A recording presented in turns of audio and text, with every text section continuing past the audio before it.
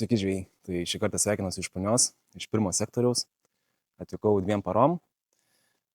Kiek žinau, šitas sektorius nėra pats lengviausias, tai iš lūkesčių būtų 1-2 žuvis jau, manau, tikrai neblogas rezultatas.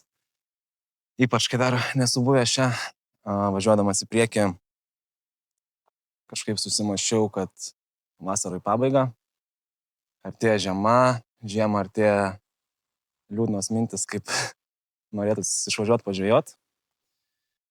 Tai ką noriu pasakyti, kad liko visai nedaug laiko išbandyti, ką norėjai praeitą žiemą išbandyti.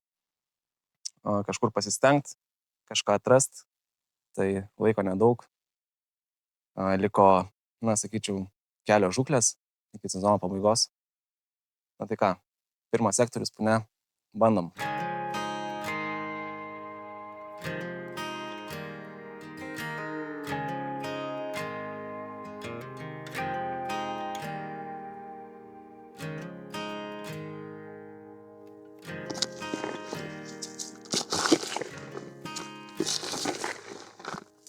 Tai kaip visą laiką prieš žvejybą užsukau į žvejybos-veikmenis.lt pasipildyti jaukų. Tai šį kartą pasipildžiau dinamito Sarso boiliais 18 mm, dinamito Sarso peletėm 6 ir 8 mm. Kaip visą laiką įsiviriu kanapių. Taipogi pasidarau tigro. Tigro naudoju nemažai, kažkaip Punioj dabar pradėjau daugiau į čia testuoti, daugiau dėti. Tai žinau, praeitą kartą visai gavos nebloga sesija trečiam sektoriui. Tai nieko nekeičiu, tiesiog biškį gal pakeičiau pačią receptūrą tigro virimo. Ten kelis ingredientus įdėjau patestavimui. Tai, kaip sakiau, didelis juodas debesis. Už nugaros reikia eiti atlikti darbus. Ir ką, vakarė laukti pirmo išvažiavimo.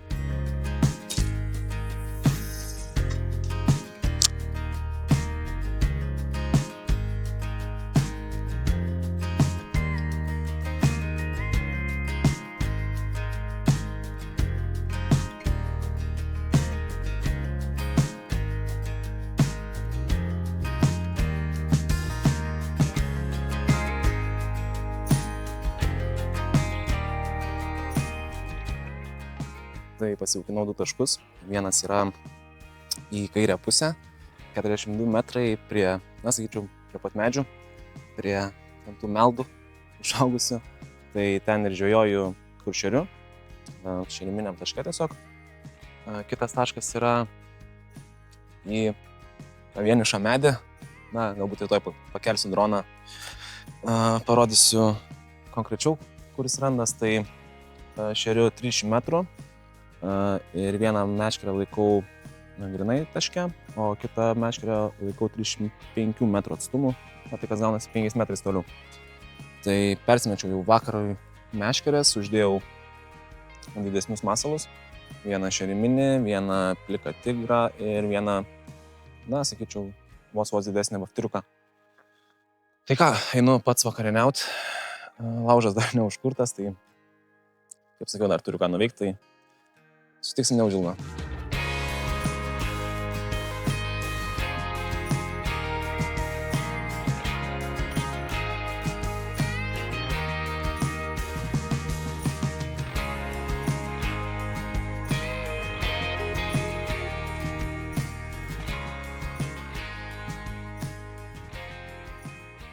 Tai labas vakaras. Lijo skaityk nuo 3 iki 6 vakaro, tai neišėjo nei nufilmuoti kažko, nei parodyti, tiesiog, neišeitų kokybiškai to padaryti, tai nusprendžiau tiesiog nieko nefilmuoti. Mačiau prognozes, kad vis tiek ant vakaro nurims, tai galvoju pakalbėsiu vėliau apie viską. Tai žmogus žvejojęs antram sektoriui šią naktį, sakyčiau, kokią gal 4 ryto išvažiavo, nes 6 ryto jo nebeliko. Matyt, tikrai gavo daug lietaus. Ko pasekoje pasidariau dar vieną tašką į antrą sektorių, į dešinę pusę, 50 metrų atstumu. Kadangi nieks nežvejojo, tai manau tikrai galima ten užmesti, pasidaryti kuo mažiau presingo savo pirmam sektoriui. Pasidariau po vaškių, Parinkau masalus ir tiek masalus, tiek PVA, kaip ir praeitoj žvejyboj, kai buvau 3 sektoriui. Na, sakyčiau, per 2 savaitės neturėjo nieks pasikeisti, bet aktyvumo iš karpių nėra. Naktį, buvo keli papipsenimai tokie, bet nesikėliau, nebėgau. Na, kai visiškai užmigau, visiškas štilius, nieko, nei vieno pip, tai gerai įsimiegojau. Kas liečia dieną, tai irgi visiška tyla, nei vieno pipsenimo, nei vieno ten, nežinau, pas mane bent jau sektoriui nei šuolio, nei rausimų. Na, tai biški liūdina. Atrodo ir šereminė bazė tokia kaip ir panaši, ir masalai tie patys, ir PVA, galima sakyti tokie patys, bet, karpis pasirodo neaktyvus, aš taip galvoju. Tai nežinau, lauksim nakties, žiūrėsim, kaip čia toliau seksis. Ką čia dar norėjau papasakoti, tai orai. Tai kaip sakiau, ten pradėjo lyti nuo kažkur nuo 3 iki pat 6. Vėjas kažkoks, atrodo jau nurimo lietus, vėl pradeda ten už pusvalandžio laiko. Nu, žodžiu, 17 laipsnių šilumos, naktį nukris iki 12, tai irgi prie gero neprisideda. Na, bet ką, vėl bandau viską daryti, ką galiu geriausiai. Na, ir žiūrėsim. Antra naktis, praeitą kartą irgi antrą naktį užsikūrė sektorius, tai matysim. Svarbiausia pasisveikinti bent su vienu. Tai galim iš karto pašnekėti ir apie masalus, apie PVA ir pavadėlius. Tai dienos metu naudoju itin mažus masaliukus, tai dažniausiai yra tigras su rūžava viršūnėlė, nedidelė. Vien tam, kad šiek tiek pakeltų masalą nuo dugno. Dar turiu rūžavą NS1 vafteriuką. Man panio jisai labai patinka. Kažkaip ant jo kimba, tai tikrai ir toliau žvejosiu, kol žuviai taip tinka. Kalbant apie pavaškės, tai darau tokias nedidelės. Jos susideda iš 3 komponentų, tai į 4 dalis pjaustytas sorso boilis, kanapių branduoliai ir išdžiovintas tigras. Pavadėliai nuo 12 iki 15 cm, naktį dedu 6 numerio kabliukus, dieną naudoju 8 numerio kabliukus. Naktį dar žadu vėl uždėti didesnius masalus, tai bus, manau, kad 2 šeriminiai boiliai tiesiog ir 1 tiesiog plikas tigras. Tai ką, liko valandą iki jaukinimo, eisiu persimesiu meškeres, tada pajaukinsiu, ir žiūrėsim. Lauksim to pirmo išvažiavimo galingo. Einu dirbti. Dar kažkaip norėčiau pašnekėti apie vieną dalyką. Šį kartą ne mane jisai liečia, bet mano draugo sektorių. Tai galbūt, nežinau kaip gražiai įsireikšti. Ne viena pagarba žuviai turi būti, bet ir pagarba kitiems žvejojantiems. Tai kas liečia laivukus, tai nereiškia, kad jeigu turi laivą, tai gali plaukioti po kitų žmonių sektorius, žvejoti juose ir panašiai, gadinti nuotaiką kažkam. Tai jeigu ir nežinot sektoriaus ribų ar panašiai, tai manau tikrai galite parašyti Kęstui, punios tvenkinio prižiūrėtojui, tai pasakys ir atstumus, kiek galima plaukti ir panašiai. Tai kaip ir viską pasakiau, tai tiesiog pagarbos visiems, atvažiavom visi pažvejot, atvažiavom visi pagauti žuvies.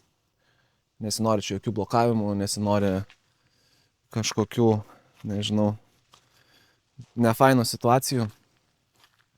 Tai tiek.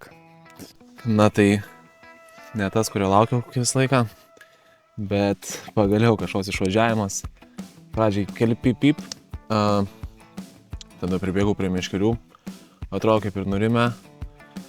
Nežinau, ten kol įsikrapščiau iš lovos, tai praėjo gal, nežinau, pusę minutės. Tai nurimo ir tada jau galingas išvažiavimas. Na ir aišku, kas daugiau, jeigu ne šitas. Na štai. Slidus visas. Aišku, vis tiek smagu. Aišku, nešamų atvažiavam. Norėtųsi karpio, bet vis tiek kažkoks kibimas. džiaugsmo vis tiek suteikia. Tai einu greit paleisti, einu iškart persimest, naktis nežina, reikia bandyti toliau. Tai 4 ryto. Vėl toks įdomus išvažiavimas, ta pati Meškerė vidurinis taškas. Vėl tokie pip, sustojo. Visiškai pribėgau prie Meškerių ir žiūriu, kad kirst. Na, ir tada prasidėjo garvežys. Tai kažkaip greit parsigabinau aš į krantą. Lengvai parėjo, tik prie kranto, kai visai kapunioj. Pradeda maltis. Na, tai džiaugiuosi, sudirbo antrą kartą šeriminis sorso boilis. Tidu kažkaip tylus. Tai pagaliau iškilo tas, kurio ir norėjau, dėl kurio atvažiavau. Tai greit parodau jum, pasversiu, nes matau, kad čia bus, nežinau, 17 kg. Ir ką, eisiu paleisti ir persimės Meškerę, nes galbūt pradėjo karpiai maitintis. Na gerai, pasirodė. Va. Na štai koks. Gražus. Na taip, svoris čia tikrai turi. Nemažas. Geras, įspūdingas. Gražuolis naktinis. Gerai, nekankinu. Opa.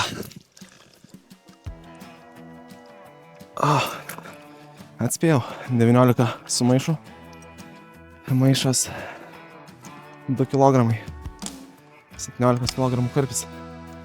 Einu, sakiau, greit persimest, žiūrėsim. Gal bus dar. Na ką, svarbiausias momentas. Paleidimo.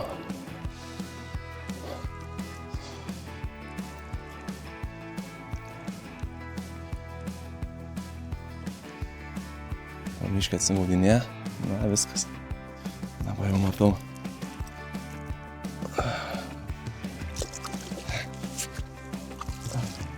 Nuostabu, atsidariau su karpiu. Sesija jau skaityta.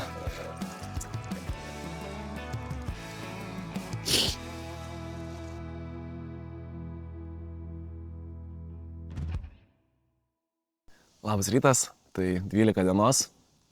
Leidau savo truputį ilgiau pamiegoti, išsimiegoti, nes naktį nelabai pavyko. Buvo 3 kibimukai maždaug kas 2 valandas. Tai vis tiek eini ištrauktą žuvį, kažkiek sušali, 12 laipsnių tik šilumos buvo. Po to bandai grįžti į lovą, greit užmigti neišeina. Tai apibendrinant, praeitą naktį iš viso 3 kibimai. 2 iš jų viduriniam taške, na, kur žvejau 40 metrų atstumu, šėriau 300 metrų atstumu, ten į tą vienišą medį.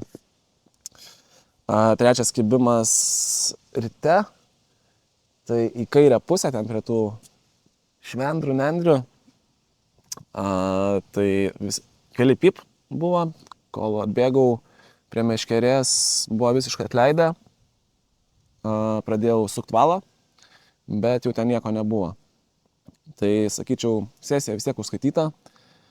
Pirmas sektorius nėra lengvas, pavyko pagauti 2 žuvis. Aišku, norėtųsi kas laiką daugiau, bet svarbu, netuščiai išvažiuoju. Realizavau ten kažkokius savo lūkesčius, o kaip video pradžioje sakiau, ten 2-3 žuvis. Tai viskas tvarkoja, laimingas ir pailsėjau kažkiek. Tai ką, dabar dar liko porą valandų. Meškerės bus užmestos, aš eisiu rinktis daiktus. Tikiuosi dar, na, bonusas gal išvažiuos. Saulutė šviečia, vėjas į mano pusę, tai yra potencialo pagauti kažką. Tai tikiuosi dar pasimatysim prie mato, jeigu ne, tai apsilankykit žvejybosreikmenys.lt, paliksiu nuorodą video aprašyme su jaukais, kuriais žvejojau šį kartą, su meškerėm, su stovu, žodžiu, su visa savo įranga, ką naudoju. Tai pirkdami per tą nuorodą prisidėsite prie mano žuklių, galbūt kitą sezoną, arba dar šį pavyks daugiau pažvejoti. Tai ką, aš einu ruoštis namo. Tikiuosi pasimatysim prie mato, o jeigu ne, tai prenumeruokit kanalą ir iki greito. Tai noriu dar parodyti punios pirmą sektorių. Tai yra matas, savo vežtis nereikia. Taip atrodo nuo kranto. vaizdas. Tada pirmas sektorius turi namuką, turi šašlikinę, tai savo irgi vežtis nereikia. Tada staliukas, čia terasėlė, už namuko. O toks vaizdas atsiveria į mažą į punios tvenkinį. Vidus tai yra pasišildyt, jeigu būtų šalta rudenį ten ar pavasarį. Yra virdulys, yra dar vienas staliukas. Na, elektra žinoma ir, kaip supranta, didžiausia pirmo sektoriaus trofėjai sukabinti. Šitas va, spūdingiausias, didžiausias punios. Tai tikrai jaukus, pro langą vaizdas atsiveria gražus. Tai esu žvejojęs pirmam ir trečiam, tai nežinau, trečias privatus labai, šitas irgi turi savo jaukumą, net nežinau, kurį čia labiau reikėtų išskirti.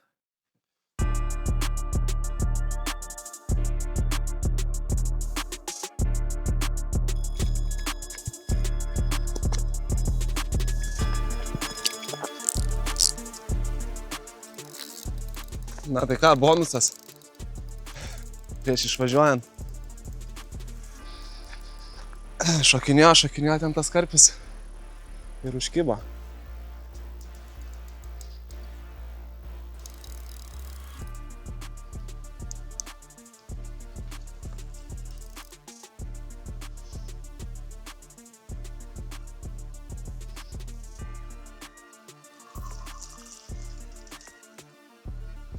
Ai, ir atsikabino, man atrodo, viskas. Aha, eik tu savo. Kaip gaila.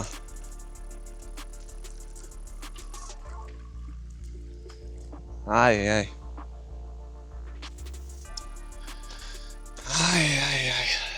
Tai rinkausi daiktus, jau nedaug buvo likę.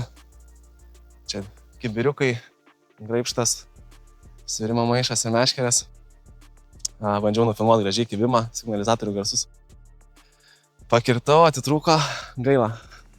Nu, bonuso nepavyks įsivežti, bet dar vienas kibimas į sąskaitą, tai reiškia, taškai dirba, kuriuos šėriau, kuriuose gaudžiau. Tai vis tiek smagu. Už 3 savaičių laukia Tauragė. Nekantrauju ten apsilankyti, pirmas kartas. Ruduo bus jau. Tai didžiųjų karpių metas. Tai primenu, prenumeruoti kanalą.